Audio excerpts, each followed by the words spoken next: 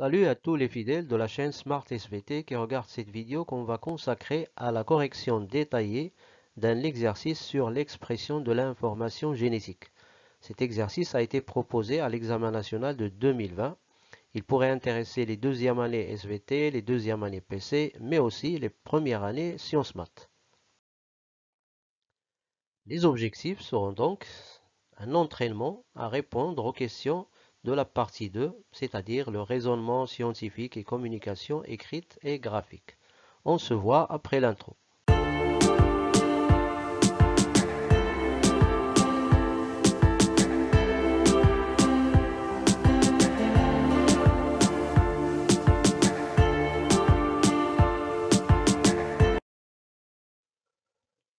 Alors, voici l'exercice comme il a été proposé à l'examen national de 2020.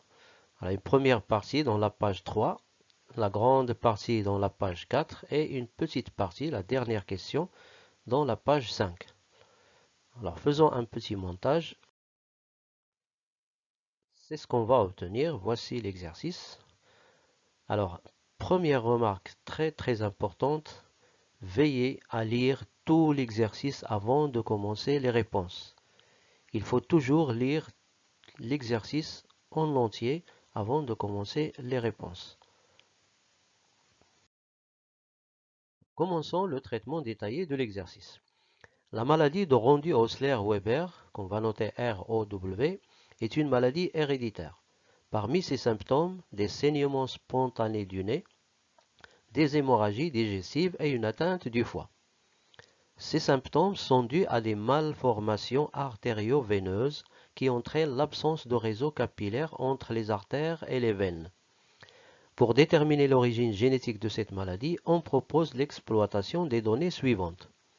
Donc l'objectif de l'exercice est déterminer l'origine génétique de la maladie de Rondu-Osler-Weber. Mais avant d'exploiter les données, il faut d'abord comprendre cette petite introduction. Alors on nous dit que la maladie entraîne l'absence de réseau capillaire entre les artères et les veines. Qu'est-ce que c'est que les artères? Qu'est-ce que c'est que les veines? Qu'est-ce que c'est qu'un réseau capillaire? Alors voyons quelques petites explications. Voici un organe, le foie par exemple, ou tout autre organe. Il va recevoir du sang grâce à une artère. Alors l'artère, elle va se diviser en artérioles et les artérioles vont se diviser en capillaires sanguins. Les capillaires sanguins donc sont les plus petits vaisseaux sanguins. Les capillaires vont se réunir pour former des vénules et les vénules vont former une veine par laquelle le sang va sortir de l'organe. Et c'est au niveau des réseaux capillaires qu'il y a les échanges de l'oxygène et du CO2. Donc l'organe va absorber l'oxygène et il va rejeter du CO2, mais il va également absorber les nutriments. Donnée numéro 1. Plusieurs facteurs de croissance se lient à des récepteurs membranaires des cellules des vaisseaux sanguins pour activer l'angiogénèse, entre parenthèses, prolifération des vaisseaux sanguins. Donc angio, c'est vaisseau sanguin et génèse, c'est la formation. Le fonctionnement de ces récepteurs nécessite l'intervention d'une protéine nommée endoglyne, constituée de 633 acides aminés. Alors, dans ce type d'exercice, il faut toujours chercher la protéine. Son nom, le nom de la protéine et sa fonction. Quel est son rôle? Qu'est-ce qu'elle fait cette protéine? Donc, dans notre exercice, la protéine, c'est l'endoglyne. Donc, on nous dit qu'il est constitué de 633 acides aminés. Les recherches ont montré la relation entre cette protéine et la maladie de ROW, Rondu-Osler-Weber. Les figures A et B du document 1 représentent la relation entre l'endoglyne et l'activité du récepteur membranaire qui intervient dans l'angiogénèse chez une personne saine, figure A, et chez une personne atteinte de la maladie de Roux, figure B. Alors la question, en exploitant, donc première activité, exploiter le document 1, montrer la relation protéine-caractère. Donc il faut exploiter le document pour montrer la relation protéine-caractère. Alors petit rappel Petit rappel de la relation gène-caractère héréditaire. Alors, un gène, c'est quoi? C'est une portion d'ADN, c'est-à-dire une séquence de nucléotides. Par exemple, TAC, AAA, GTG, ainsi de suite. Alors, le gène va être transcrit, il va subir une transcription dans le noyau pour donner une molécule d'ARN messager. L'ARN messager, c'est une séquence de nucléotides. Par exemple ici, AUG, UUU, CAC et ainsi de suite. Alors rappelez-vous que dans l'ARN, on ne trouve pas le T, il est remplacé par U. Ensuite, l'ARN messager, il va subir une traduction dans le cytoplasme pour donner une protéine ou bien un peptide, une séquence d'acides aminés. Par exemple, méthionine, suivi de phénylalanine, suivi de histidine, etc. Enfin, c'est cette protéine qui va contribuer à l'apparition d'un caractère héréditaire. Donc la relation entre le gène et la protéine, c'est une relation fixe qui passe toujours par la transcription et la traduction, alors que la relation entre la protéine et le caractère héréditaire, elle dépend de la protéine et elle dépend du caractère héréditaire. Et il faut toujours chercher cette relation dans les données de l'exercice. Il faut bien lire les données de l'exercice, vous allez trouver cette relation entre la protéine et le caractère. Alors passons à notre exercice et cherchons cette relation. En exploitant le document, montrez la relation protéine-caractère. Alors voyez dans le document, figure A, notre protéine c'est l'endoglyne. Alors si on cherche l'endoglyne dans le document, on trouve ici endoglyne normale dans la figure A. Il va interagir avec le récepteur membranaire et il va donner un récepteur membranaire fonctionnel. Fonctionnel, c'est-à-dire qui assure normalement sa fonction. Ça va donner une angiogénèse normale, c'est-à-dire la formation des vaisseaux sanguins, elle est normale, et donc la personne sera saine, sera normale.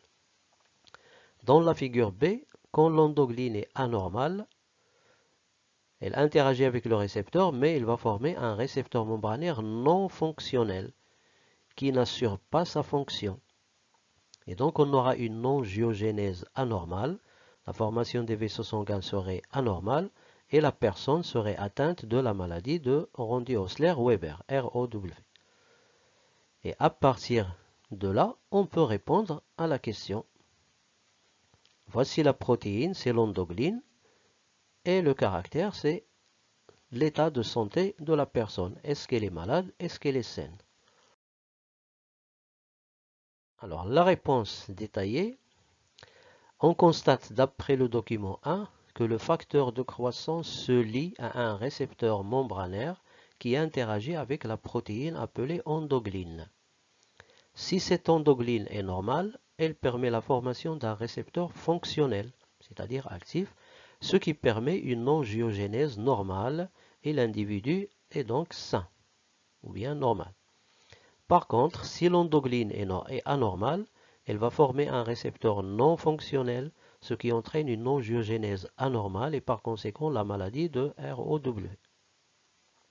Ainsi, on constate que la modification de la protéine endoglyne entraîne une modification de l'état de santé de la personne, c'est-à-dire une modification du caractère héréditaire, d'où une relation protéine-caractère.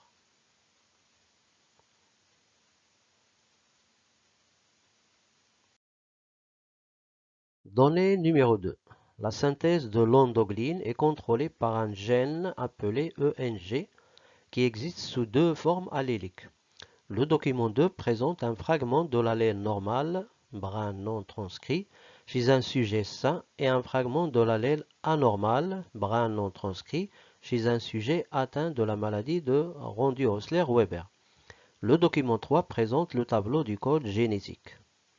Alors ici, arrêtons-nous un petit peu au niveau de cette expression brun non transcrit. Alors il faut toujours vérifier si le brun proposé dans le document est transcrit ou non. Alors dans ce cas, il est non transcrit. Et qu'est-ce qu'on nous demande dans la question? En se basant sur les documents 1, 2 et 3, Donner les séquences d'ARN messager et des acides aminés correspondantes aux deux fragments de l'allèle normal et de l'allèle anormal, puis expliquer l'origine génétique de la maladie. Donc il y a deux parties dans la question.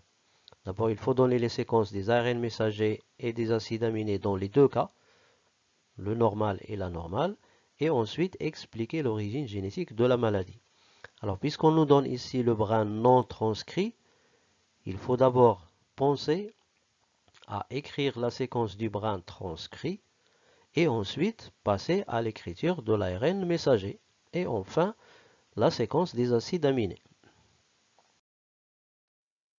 Commençons par la séquence de l'ARN messager et des acides aminés de l'allèle normal.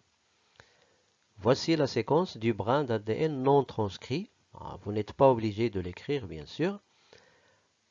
Écrivons le brin d'ADN transcrit. Donc, en se basant sur la complémentarité des bases azotées, il est facile d'écrire la séquence de ce brin transcrit.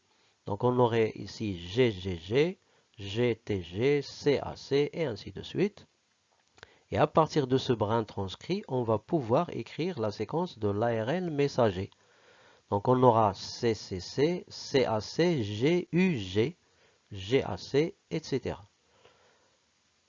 Pour la séquence des acides aminés, on va exploiter le tableau du code génétique. Alors le premier codon, le premier triplet, c'est CC. Alors on va chercher CCC dans notre tableau. Le voici. Il lui correspond un acide aminé appelé proline. Donc je vais écrire proline et un petit tiret qui veut dire liaison peptidique. N'oubliez surtout pas cette liaison peptidique. Le deuxième codon, CAC. Si on cherche dans le tableau, on va trouver l'acide aminé histidine, HIS. Bien sûr, toujours la liaison peptidique. Le troisième codon GUG, le voici. Il lui correspond la valine, l'acide aminé valine. Ensuite, GAC, il lui correspond l'acide aspartique. Ensuite, AGC, c'est la sérine, SER. AUG, c'est la méthionine, MET. GAC, c'est l'acide aspartique. Et enfin, CGC, c'est l'arginine. Voilà, on a écrit la séquence des acides aminés qui correspond à l'allèle normal. Passons maintenant à l'allèle anormal. Alors, de la même manière, en suivant les mêmes étapes, on va écrire d'abord le brin d'ADN transcrit, GGG, GTG, TAC, ainsi de suite. Puis l'ARN messager, CCC, CAC, AUG, GAC, etc. Et enfin la séquence des acides aminés, de la même manière en exploitant le tableau du code génétique. Donc CCC c'est toujours la proline, CAC c'est la l'histidine, AUG c'est la méthionine,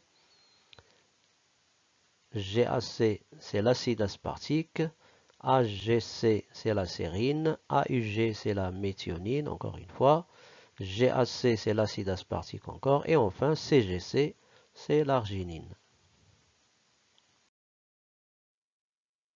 Alors, imaginez qu'un élève n'a pas fait attention à cette expression brin non transcrit écrite entre parenthèses. Alors, quelle serait sa réponse? Alors, il va utiliser la séquence d'ADN non transcrit pour écrire la séquence d'ARN messager, ensuite les acides aminés. Et dans ce cas, voyez la séquence des acides aminés qu'il a écrite avec la séquence d'acides aminés correcte. Aucune relation, ils sont totalement différentes. Et malheureusement, dans ce cas, sa réponse serait tout simplement fausse. Et donc, faites attention, petit message, faites attention, cherchez cette expression. Est-ce que la séquence proposée dans l'exercice est transcrite ou non? Alors, si elle est transcrite, vous l'utilisez directement. Si elle est non transcrite, vous devez écrire le brin transcrit et ensuite passer à l'ARN messager. Deuxième partie de la question, expliquer l'origine génétique de la maladie. Alors faites attention à cette question, on la trouve souvent dans ce type d'exercice à l'examen national. Donc pour répondre à la question, il faut comparer les séquences de l'individu normal à celles de l'individu malade. Si on commence par le brin d'ADN non transcrit, on trouve CCC comme premier codon, suivi de CAC comme deuxième codon. Le troisième, on a GTG pour l'allèle normal, alors que ATG pour l'allèle anormal. Donc il y a une différence dans le premier nucléotide du troisième codon. Les autres codons sont identiques. Et donc on aura dans le brin transcrit CAC comme troisième codon, GUG au niveau de l'ARN messager, et on aura l'acide aminé valine, le troisième acide aminé est la valine. Alors que chez la personne malade, on aura dans le brin transcrit TAC, dans l'ARN messager on aura AUG, et dans le troisième acide aminé on aura la méthionine. Et donc pour expliquer l'origine génétique de la maladie, il faut parler de mutation. Il y a une mutation par substitution du G dans le troisième codon du brin non transcrit par A. Ou bien vous pouvez parler de la substitution de C dans le brin transcrit par T, toujours dans le brin transcrit. Donc la réponse qu'on peut proposer est la suivante. On peut expliquer l'origine génétique de la maladie de Rowe par la séquence des événements suivants. On va les résumer sous forme de tirets, ce serait plus simple. Premièrement, mutation par substitution du premier nucléotide G par A dans le troisième codon du brin non transcrit du gène de l'endoglyne. Vous pouvez parler de substitution de C par T dans le brin transcrit. Deuxièmement, substitution du troisième acide aminé valine par méthionine dans la séquence de l'endoglyne.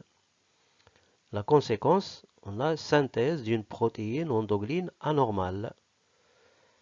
Et donc formation d'un récepteur non fonctionnel, c'est-à-dire un récepteur qui n'assure pas normalement sa fonction. Ça va induire une angiogénèse anormale, c'est-à-dire une formation anormale des vaisseaux sanguins. Et par conséquent, l'apparition des symptômes de la maladie de Rowe. Voilà, j'espère que l'exercice vous sera utile et vous aidera à maîtriser davantage comment répondre aux questions de la partie raisonnement scientifique et communication écrite et graphique. Si vous avez encore des questions ou des remarques, n'hésitez pas à les laisser dans les commentaires et on se verra dans la prochaine vidéo, Inch'Allah.